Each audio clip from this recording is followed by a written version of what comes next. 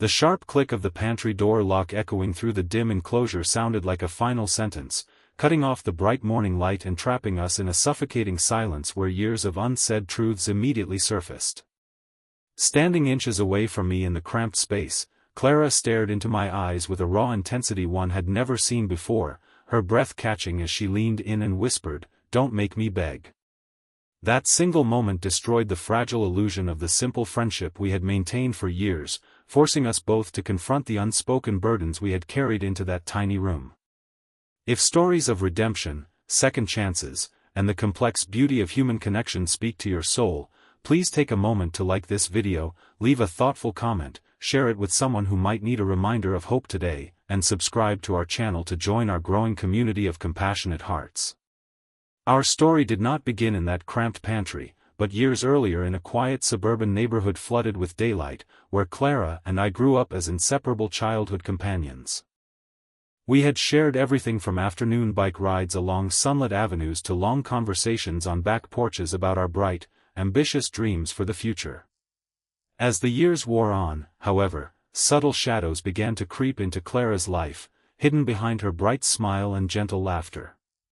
While I pursued a stable career path, Clara faced a series of quiet, devastating personal setbacks, culminating in the sudden loss of her job and an agonizing financial strain that threatened to destroy her independence.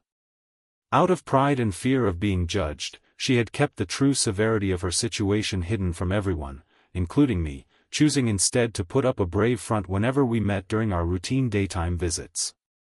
It was a crisp, sun-drenched Tuesday morning when Clara asked me to accompany her to her Aunt Evelyn's spacious historic home to help organize some long-stored family heirlooms. Aunt Evelyn was a formidable, meticulous woman who valued order above all else, and her sprawling house was filled with high shelves, antique furniture, and a massive walk-in pantry tucked beneath the central staircase. The autumn sun streamed brightly through the tall arched windows of the living room as we carried boxes and sorted through old photo albums, sharing light-hearted memories from our youth. Yet, beneath Clara's gentle laughter, I could sense an underlying tension, a restless energy that made her hands tremble slightly whenever she reached for an item. I assumed she was merely tired from the drive, completely unaware that she was teetering on the edge of an emotional breakdown caused by months of carrying her secret suffering alone. Before either of us could react, the vintage brass latch dropped firmly into place with a definitive, metallic click that echoed ominously in the small room. Panic immediately set in as I turned and rattled the interior brass knob, realizing to my horror that the antiquated mechanism had jammed, locking us inside. I pounded on the thick wood, calling out for Aunt Evelyn, but the distance to the sunlit garden was too great, and the thick walls of the historic house absorbed every sound. Sunlight peeked faintly through the thin slats near the top of the frame, reminding us of the bright, beautiful world just inches away that we were suddenly cut off from. Clara stood perfectly still in the narrow space between the wooden shelves, her face pale and her eyes wide with a mixture of claustrophobia and a deeper, more overwhelming fear that had nothing to do with being locked in a room.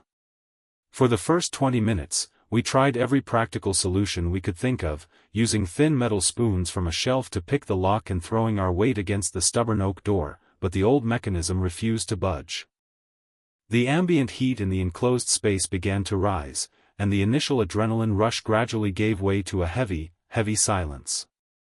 Stranded together in the close quarters, the artificial barriers we usually kept between us began to crumble under the sheer weight of the physical proximity. I noticed how worn the cuffs of Clara's sweater were, how tired her eyes looked under the harsh light, and how fragile her usually radiant posture had become. It was clear that the stress of being trapped was forcing her to confront emotions she had spent months desperately suppressing. As the afternoon sun shifted outside, casting long beams of light through the high door slats, Clara sat down heavily on a low wooden crate, wrapping her arms around her knees as tears began to stream silently down her cheeks. Seeing her breakdown shattered my heart, and I immediately knelt beside her on the cool wooden floor, taking her cold hands in mine and begging her to tell me what was truly wrong. She pulled her hands away initially, overwhelmed by shame, but the confinement of the room left no place to hide from the truth. In a broken, trembling voice, she finally confessed the crushing debt she was facing, the fear of losing her home, and the overwhelming feeling that she was a complete failure who had let down everyone who loved her. She admitted that coming to her aunt's house was a desperate attempt to ask for help, but her pride had paralyzed her all morning.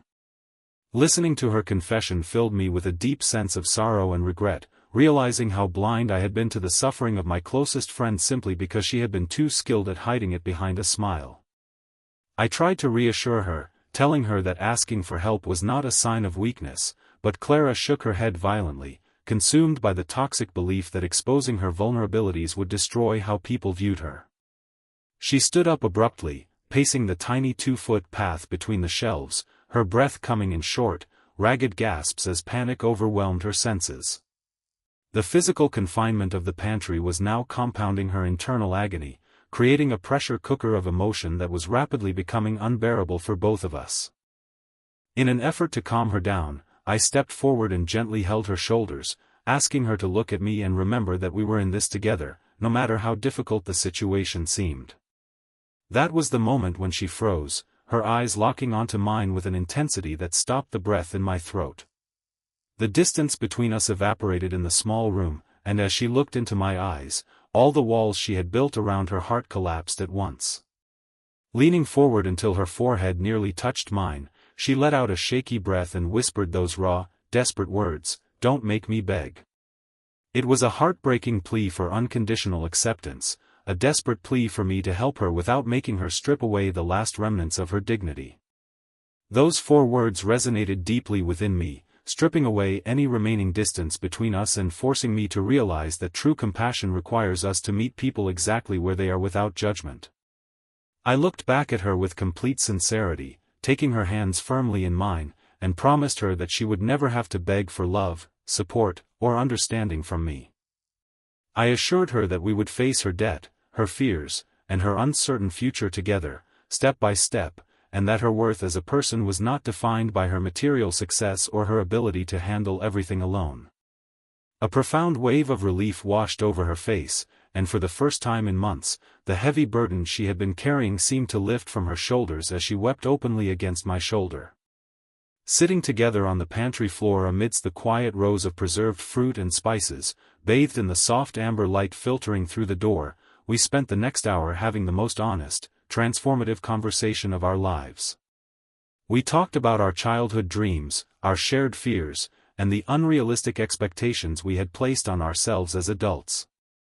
Clara confessed how isolating it felt to put on a brave mask for the world every single day, while I admitted my own flaws and how I had failed to pay close enough attention to the subtle cries for help from those I cared about most.